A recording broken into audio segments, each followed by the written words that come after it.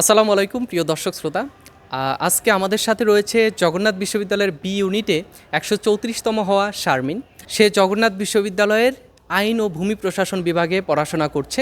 তো তার থেকে আমরা জানব জগন্নাথ বিশ্ববিদ্যালয়ে চান্স পাওয়ার গল্প এবং ভবিষ্যতের যারা জবিয়ান হবে তাদের জন্য তার কি পরামর্শ থাকে, কি গাইডলাইন থাকে সেই বিষয়গুলো নিয়ে।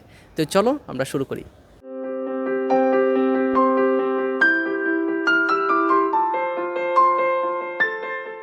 আমি শারমিন আক্তার, পড়াশোনা করছি জগন্নাথ বিশ্ববিদ্যালয়ের আইন ও ভূমি প্রশাসন বিভাগে।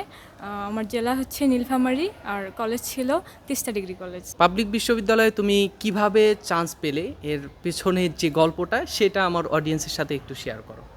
আমি আসলে প্রিপারেশন টুকিটাকি নেওয়া শুরু করেছিলাম ইন্টারমিডিয়েট ফার্স্ট ইয়ার থেকেই।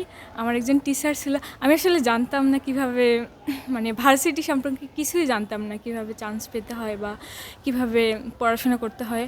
তো আমার একজন টিচার ছিল শামসুল ইসলাম, তো ওনার কাছে আমি ঋণী থাকবো। উনি আসলে অনেক চেষ্টা করেছে আমার পড়াশোনায় অনেক ডেভেলপ করার জন্য। তো উনি হচ্ছে গাইড করেছিল। আমার মনে হয় একজন গাইডলাইন মানে খুবই প্রয়োজন। তো ওনার গাইডলাইনে হচ্ছে পড়া শুরু করেছিলাম টুকিটাকি ফার্স্ট ইয়ার থেকে। কবে থেকে? ফার্স্ট ইয়ার থেকে? ফার্স্ট ইয়ার থেকে। তারপরে পরীক্ষা শেষে রংপুরে এসে কোচিংয়ে ভর্তি হলাম। দেন সেখান থেকেই আর কি অ্যাডমিশনের জন্য কোন কোচিংয়ে ভর্তি হয়েছিলে? ফোকাস রংপুর ব্রাঞ্চে। মুলাটল শাখা? হ্যাঁ, মুলাটল শাখায়। যদিও আমি সেখানকার স্টুডেন্ট ছিলাম। অ্যাডমিশন জার্নির সময় তোমার যেই পরিশ্রম, সেই পরিশ্রমটুকু তুমি কিভাবে করতে, পড়াশোনা কিভাবে করতে, কোন কোন দিকগুলো বেশি ফোকাস করতে, সেগুলো যদি আমার অডিয়েন্সের সাথে একটু শেয়ার করতে। আসলে অ্যাডমিশন টাইমে আমি আমার ধর্মীয় দিকগুলোকে বেশি গুরুত্ব দিয়েছিলাম। আমার মনে হয় যে সবারই নিজ নিজ ধর্মের রিচুয়াল পালন করা উচিত। সো দেন হচ্ছে পড়াশোনাও অনেক করেছিলাম। মূলত ঢাবির জন্য প্রিপারেশান নিয়েছিলাম। ঢাবিতে ভালো সাবজেক্ট না আসার কারণে ঢাবিতে আর পড়া হয়নি। তারপর থেকে জগন্নাথের জন্য প্রিপারেশান নেওয়া শুরু করলাম।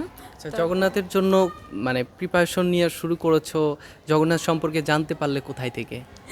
অবশ্যই ফারুক ভাইয়ার ইংলিশ একাডেমি থেকে, ফারুক ইংলিশ একাডেমি থেকে।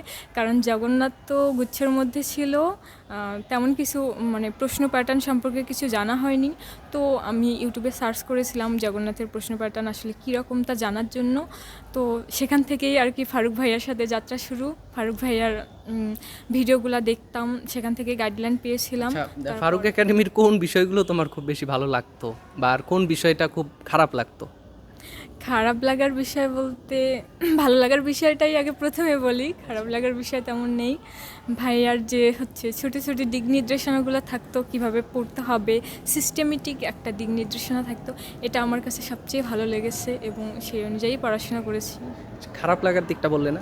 খারাপ লাগা বলতে না, আপাতত খারাপ লাগা নেই। আচ্ছা, তো জগন্নাথ বিশ্ববিদ্যালয়ের যেই ডিপার্টমেন্টে পড়াশোনা করছো, যে আইন ও ভূমি প্রশাসন বিভাগ, এখানে তোমার অভিজ্ঞতা কি?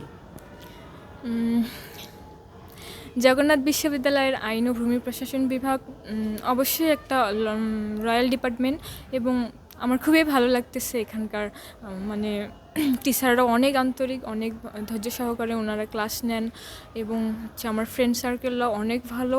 আর সিনিয়ররাও হচ্ছে মানে সিনিয়ররা র্যাগিং করে না? র্যাগিং দেয় না, ওনারা আসলে ম্যানারিজম শিখায়, যা আমাদের জন্য অবশ্যই প্রয়োজন। তো আমরা জানলাম শারমিনের চান্স পাওয়ার গল্প এবং জগন্নাথ বিশ্ববিদ্যালয়ে আসার পরে তার যেই অভিজ্ঞতা শেয়ার করলো, সেই বিষয়গুলো আমরা জানলাম।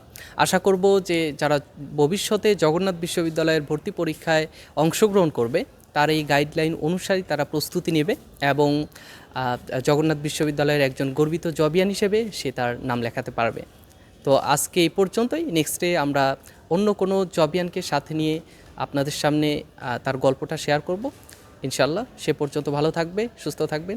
আল্লাহ হাফেজ, আসসালামু আলাইকুম।